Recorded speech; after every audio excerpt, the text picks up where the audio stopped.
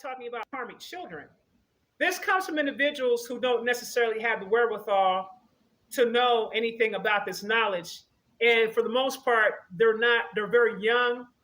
Some of them are older, not much older, but some of them are.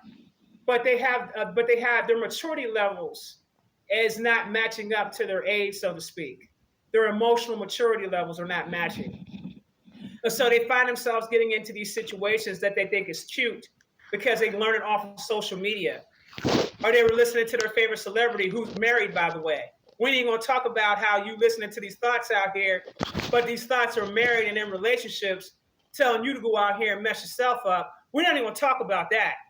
We're not even gonna talk about that basic common sense, that critical thinking that's lacking for most people, where they don't actually see that the people that they're looking up to are in these long-term relationships, but telling you that a person got to do this, a person got to do that, I got to carry myself like this, and they got to carry themselves like that, and blah, blah, blah, blah, blah, blah, blah, blah, blah.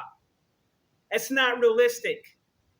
And I think that some of the people have gotten caught up in the facade of what they think real life really is, instead of just paying attention to the life that they're living and being present in the life that they're living and figuring out ways on how to better themselves and better their families and learning better on how to make better choices. So when we start talking about karmic children, one of the things you're going to know about a karmic child is how they relate to you when they're growing up. That karmic child also could be a soul walk-in at the same time. Soul walk-ins. It's when the original soul that came with the vessel decides to dismiss itself for another soul to come in. And it's like they're really having a conversation saying, hey, do you mind if we switch out because I got this mission I got to do, and I got to have it done by a certain time, and your vessel seems like to be the appropriate vessel, or this is the vessel that I had chose, and I wasn't aware that you were in this vessel. So would it be okay if we could swap out? The soul says either yes, it'll agree to it, say yes, we can swap out. I'm going to return back to Sirius A, which is where all the souls are located at and created in Sirius A. Or they're going to say, no, I'm going to keep this body because I have a mission I need to accomplish.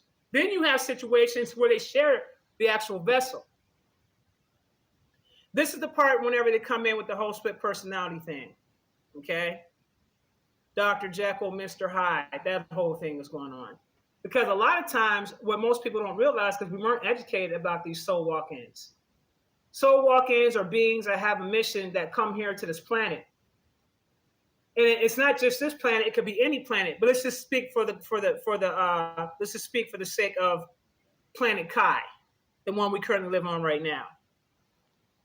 A lot of times, the beings that are inhabiting the body may not have any type of rapport with you whatsoever.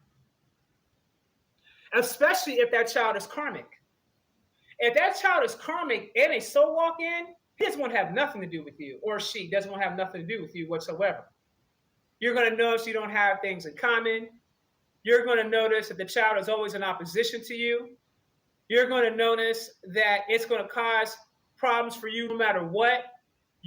They're going to tell you that they don't even see you as their parents. Parents, you need to pay attention to that.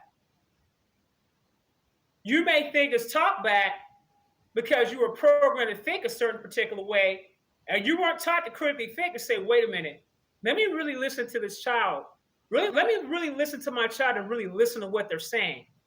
A lot of times you guys just take care of your children and you try to go through life the best way that you can, but you're not really paying attention to the signs that's being brought around you.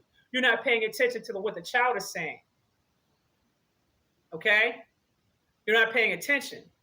But the child is saying, I don't relate with you. I don't identify with you. I don't want nothing to do with you. I'd rather spend time with the grandparents. I don't have nothing to do with you. They'll do things to cause you problems.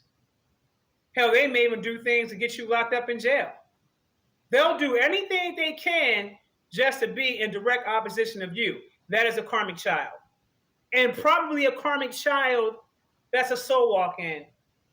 And so they look at you like, look, We appreciate you being the vessel. I'm gonna tell you how this. I'm gonna tell you how this went down. I'm gonna tell you how that spirit spoke to that vessel that's carrying the shout. Check it out, fam. I appreciate you for allowing yourself, for allowing me to come through your vessel. But I can take it from here. Especially when they get around the age of about 10 or 11 years old, this is when you're going to really start seeing it. So if this is you, more than likely, if you are a parent and you are having these types of experiences, more than likely you have a karmic child or a karmic child that is also a soul walk-in. Soul walk-ins usually come to accomplish missions. And they have a certain amount of time to get it done. Okay? They have a certain amount of time to get it done. This is the reason why you can see certain speakers that might have been a certain way at one point in time. And then all of a sudden, you see a whole nother side to the person. Now, you're seeing this person spaz out, doing all these different things you've never seen them do before. You don't know why that's happening. All you know is that the person that you once knew was carrying themselves a specific way, and all of a sudden, they just flipped the script. There are speakers out here in the we've literally witnessed that happen to right in front of our faces.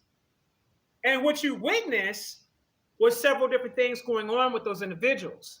One, you had individuals that may have dealt with a soul walk-in, where you see the person changing very drastically. If you see the person going backwards, it could be something along the lines of that, or that person also could be filled with implants.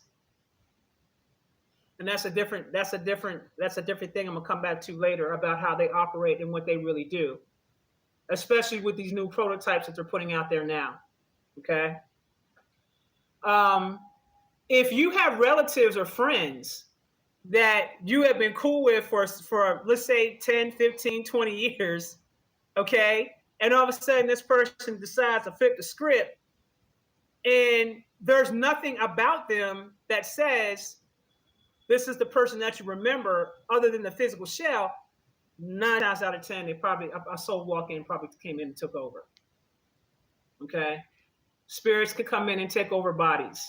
If you are soulless, meaning that you're a bot, meaning that you absolutely don't have any type of spiritual connection to anything. You are totally trapped in this 3D realm, and this is all that you know, and this is all that you care about.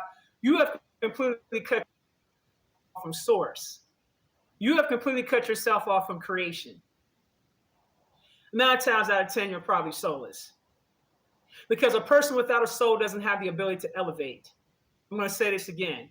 A person without a soul does not have the ability to elevate. It can't be done. Cannot be done. So if you're around people that you see are on certain programs, and A, they don't want to do any work whatsoever to work. They don't want to do anything to work on themselves whatsoever. B, they are cut up strictly in the 3D realm.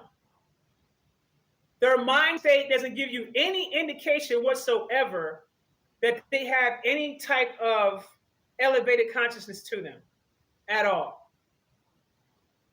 These are people that also could be energy vampires. Soulless people are, in fact, energy vampires. These are individuals that come in and literally suck the life out of you. Have you ever been around a person before and you talk to them for about 10, 15, 20 minutes and you're exhausted and you're like ready to go to sleep, like, damn. Or when they're in the house and you're around, you have energy, and then all of a sudden you have no energy when they're around, and you find yourself having an exit stage left because you don't know what the hell that is. Those are called energy vampires, and 9 times out of 10, those people are soulless. When a person is soulless, they have a void within the middle of their body, okay? It's usually right here within the chest area. It's like a big-ass hole. Any spirit, any entity, any God being, any ET can see those types of beings walking around here and immediately take them over without a problem. And you wouldn't be none the wiser unless you knew the individuals that you were dealing with prior to the drastic change. You may see things like a person you may know that what a person's dislikes and likes are. And all of a sudden, you test them and you throw something out there, something that you know damn well they don't like and they don't play, and they all of a sudden agree with you. I can guarantee you that that person that you're with ain't the person that you were with. It's somebody else. Fifth element, the gunshots. Okay, now I talk for my